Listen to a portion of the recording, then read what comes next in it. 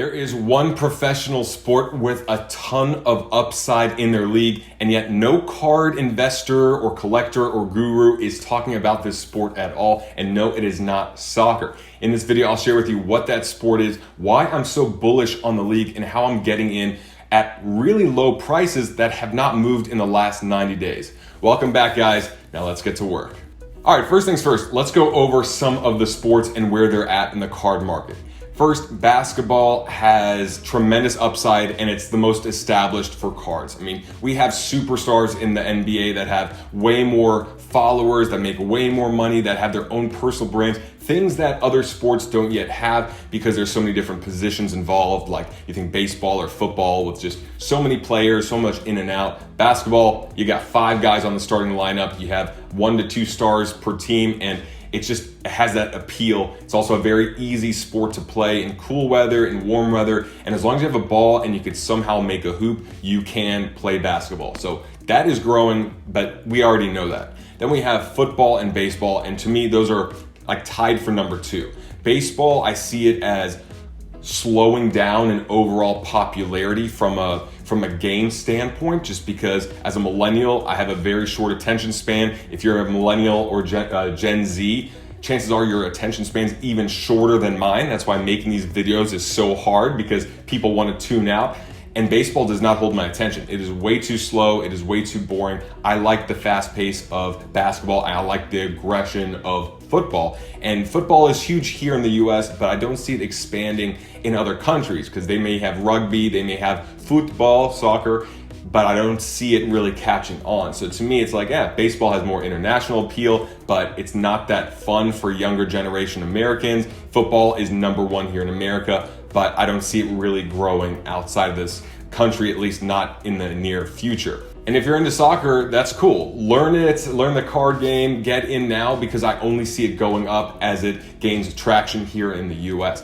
Now, personally, I can't stand flopping, I can't stand flailing, I can't stand slow rate of play. So baseball's too slow, soccer has too much flopping unless that's changed. Basketball, the reason I stopped watching the NBA after 2008, 2009 is because of players like Pau Gasol that would fly to the ground the second someone touches them, and it repulsed me. It reminded me of the worst aspects of soccer, where it's more of a performance than a sport, and I just didn't want to be associated with it. And growing up in the 90s, where there was a lot of physical play compared to 10 years ago, that's what I wanted to see. I wanted to see men performing athletics, not, oh, that was a wonderful flop, you get rewarded.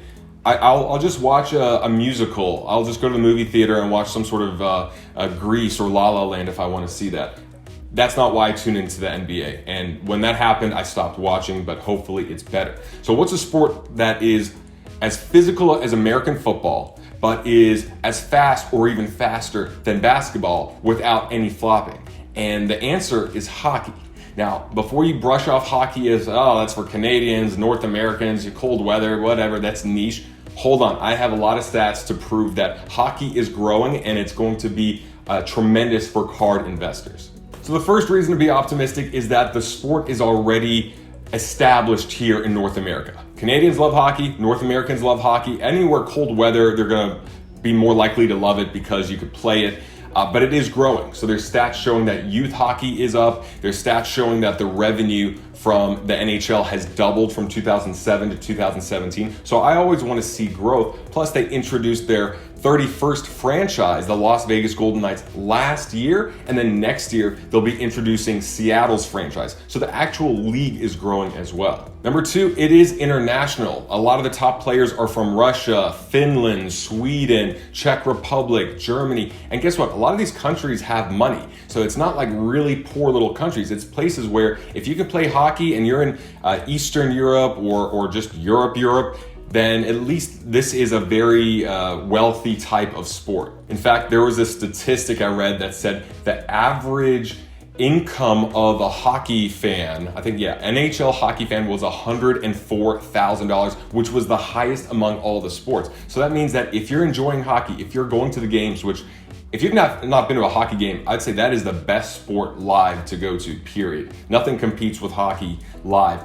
$104,000 for a household, that means more people can gamble, more people can invest, and you don't need as many people to be interested. But when you have a smaller number that have a lot of money, then that money can be thrown around, and that means the prices of the cards can go up in value as well.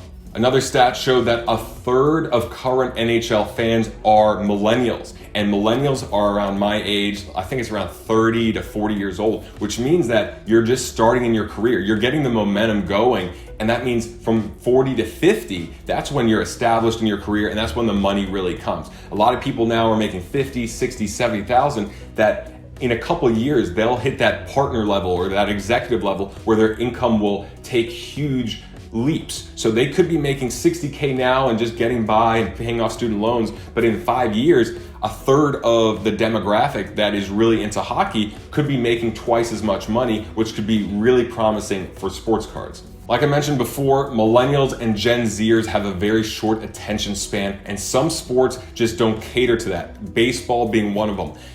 Baseball is the only sport where I've ever seen anyone fall asleep under a newspaper in the stands. When I used to watch ESPN, they would show someone in the outfield reading a newspaper in the middle of a game.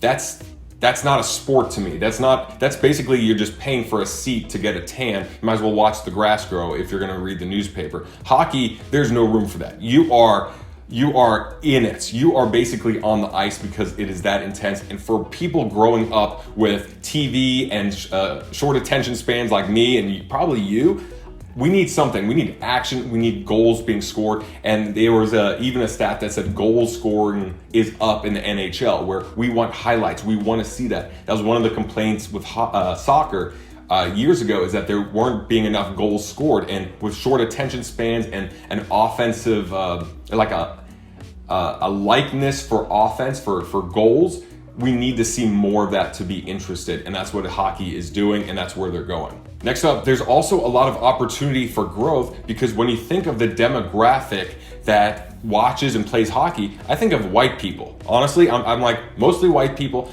Imagine, there's a couple African American players, there's a couple or black players. I don't know if they're from America, but maybe Canada.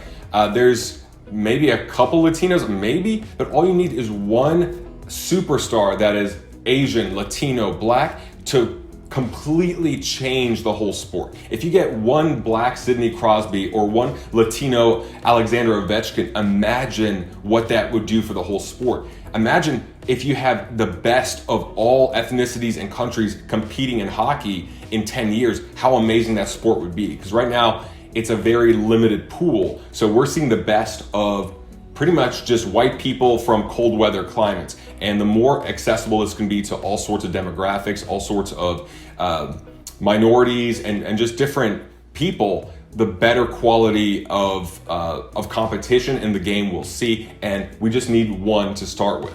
So what does this all mean for hockey cards? I believe it will grow for a few reasons. And it's because you have people that are into cards that will then follow the sport, such as me watching the NBA again because of cards, but then the vice versa, the opposite's also true, where I was watching hockey already, even though I'm from Florida and I haven't ice skated once in my life, and that means, people will watch hockey. That now I'm getting involved in card investing in hockey cards, because even though I never grew up collecting hockey cards or even knowing they existed, now one can fuel the other. So I'll watch basketball again because cards are big, and I'll continue watching hockey, but getting into hockey cards because that will follow as well. And so if I'm an example of one person that's gonna start buying hockey cards because I already love the sport, I know that others are out there. So it's only gonna grow. I just do not see it going down at all. More importantly, I have not seen prices go up, especially compared to the other sports. I was checking out an Alexander Ovechkin rookie card that was going between $1,200 and $1,600 PSA 10, and this is like the greatest player of the last 10 years. I'm thinking that is nothing compared to how much money the viewers have, how much the sport can grow. That card could easily be $8,000, $10,000 in just a couple of years.